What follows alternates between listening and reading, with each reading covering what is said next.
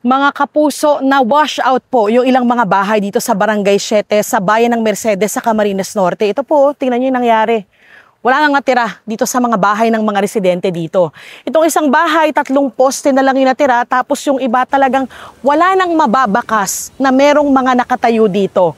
Puro mga debris na lang, ilang mga kahoy, at ilang mga piraso ng yero, tapos yung mga gamit ng mga residente nandun na lang sa ilalim. Ang ginagawa ngayon nung mga naabutan natin dito ay iniisa-isa nila yung mga debris para makita kung meron pang mapapakinabangan.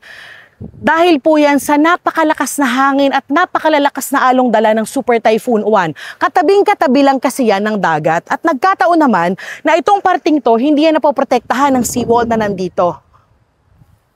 Sa kaliwa ko, yung isang dulo ng seawall, tapos dagat na, tapos yung karugtong nandoon pa. Ayun ipakita natin. Kaya talagang walang proteksyon yung mga residenteng nakatira dito mula sa malalakas na alon. Mabuti na lamang po at nakalikas po sila kaya wala naman pong nawala, wala naman pong malubhang nasaktan. Although ibang nakausap kong residente tinamaan ng kahoy kaya merong mga sugat. Pero mabuti na lang po at nakaligtas pa rin sila. Ngayon humihingi sila ng tulong mula sa pamahalaan para po maibalik yung kanilang tinitirhan, mabigyan sila ng bagong mga tirahan at pati na rin syempre yung pangangailangan nila at pangtustos sa araw-araw.